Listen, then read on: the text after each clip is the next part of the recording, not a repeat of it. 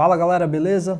Vamos aqui para a questão 107 da prova azul do Enem 2020. Olha só, a Torre Eiffel, com seus 324 metros de altura, feita com treliças de ferro, pesava 7.300 toneladas quando terminou de ser construída em 1889. Um arquiteto resolve construir um protótipo dessa torre em escala de 1:100, usando os mesmos materiais, ou seja, cada dimensão linear em escala de 1:100 do monumento real. Considere que a torre real tem uma massa, que seja esse M torre, e exerça na fundação sobre a qual foi erguida uma pressão de P, que ele chamou de P torre. Beleza. O modelo construído pelo arquiteto terá uma massa de M, que ele chamou de M modelo, e exercerá uma pressão, que ele chamou de P modelo. Bom, algumas coisas interessantes que a gente tem dessa primeira parte seria, ele vai acabar utilizando, gente, os mesmos materiais. Isso significa que as duas torres, tanto a menor, que é o protótipo ali, quanto a maior, vão ter as mesmas densidades, tá bom? Cuidado, não confunde massa com densidade, tá bom? Elas têm as mesmas densidades, mas obviamente massas diferentes. Show! E a outra coisa seria a escala de 1:100. Significa o quê? Que a cada uma unidade de uma das torres vai corresponder a 100 unidades da outra, beleza? Então tá aí essa razão, essa relação de 1:100.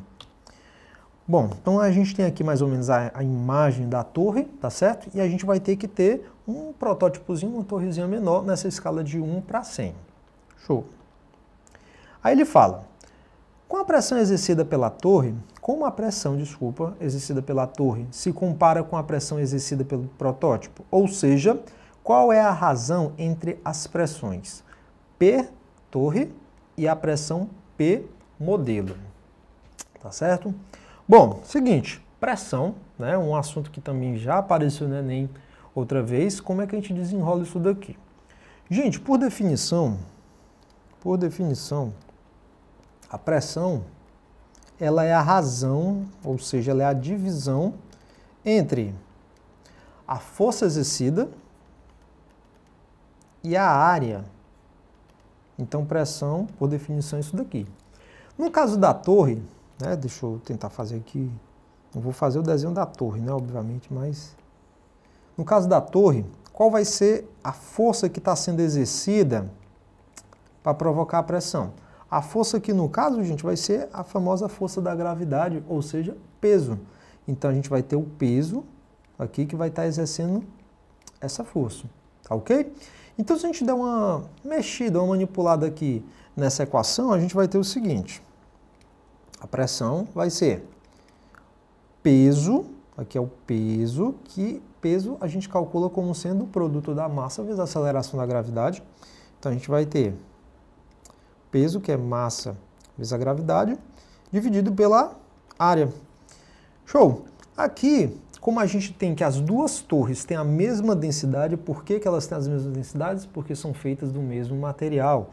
Então é interessante a gente, ao invés de analisar diante do aspecto da massa, a gente tentar colocar a densidade em jogo para tentar cancelar uma com a outra. Afinal, a gente quer uma divisão. Então vamos fazer o seguinte, lembrando lá das coisas de densidade, por definição, densidade é a razão entre a massa e o volume. Passando esse volume para o outro lado, a gente vai ter que a massa, a gente pode encontrar uma relação para ela, vai ser densidade vezes o volume. Então a gente vai ter o seguinte, galerinha. A gente pode ter aqui dividido, deixa eu apagar aqui. A gente vai ter dividido massa, vou substituir por densidade vezes o volume, e teremos ainda aqui a gravidade vezes a área. Bom, se a gente der uma olhadinha e lembrarmos lá da matemática, o volume de um prisma, né, o volume de um sólido, de um prisma, ele é dado por quem? Basicamente, o volume é dado pela área da base vezes a sua altura. Como aqui a gente tem uma razão, a divisão do volume pela área, a gente pode então expressar que o volume sobre a área vai ser quem? A altura. Então vamos fazer mais uma substituição. Então a gente pode acabar concluindo aqui que essa pressão vai ser quem? Densidade da torre, aqui a altura da torre e aqui a gravidade, tá bom? Então, como a gente desenrolou basicamente a equaçãozinha lá do princípio de Stevens, né? Como se fosse aqui. Não pode ser chamado de princípio de Stevens porque a gente não está falando de um fluido. Aqui é um corpo, né? Um corpo sólido, né? Não são fluidos. Mas aqui a gente tem essa relação para a pressão. Beleza. Aí o que a gente pode fazer? Vamos fazer agora a razão, porque a questão ela está querendo, galera, a razão do P-torre, ou seja, a torre real, sobre o modelo. Então a gente vai ter o seguinte, utilizando aqui a nossa razão, nós teremos o seguinte, logo, a gente vai ter P-torre dividido por P modelo, vou botar P modelo, vai ser quem? Vai ser a divisão da densidade, vou botar para facilitar o T de torre e o M de modelo, né? Densidade da torre, a altura da torre e a gravidade, né? Gravidade não tem gravidade da torre, a gravidade é a mesma, né?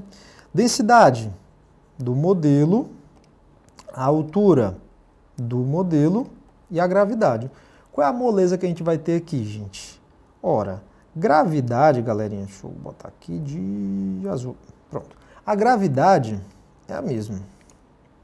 Densidade, os dois têm a mesma densidade. Corta também. Vai sobrar quem? A altura da torre sobre a altura do modelo. Como ele falou pra gente que, aqui ó, que 1 está para 100, a escala de 1 para 100, significa o seguinte, que uma unidade ali do modelo correspondem a 100 unidades, né? Ou seja, uma dimensão de 100 vezes, linear, uma dimensão linear, claro, né? A escala sempre é linear, da torre real. Então eu posso dizer que a altura da torre real está para 100 e a altura do modelo está para 1. Ora, 100 dividido por 1 é 100, mas só que 100 é a mesma coisa que 10 ao quadrado. Portanto, gente, nós podemos dizer que essa razão entre a pressão da torre sobre a pressão do modelo vai ser quanto? Vai ser 10 ao quadrado, vai ser 100. E isso está exatamente aonde? Exatamente no item C de casa. Beleza? Então vejam que a gente não precisou utilizar a gravidade, não precisou utilizar a massa, simplesmente fazendo essa razão e essa relação da escala. Beleza?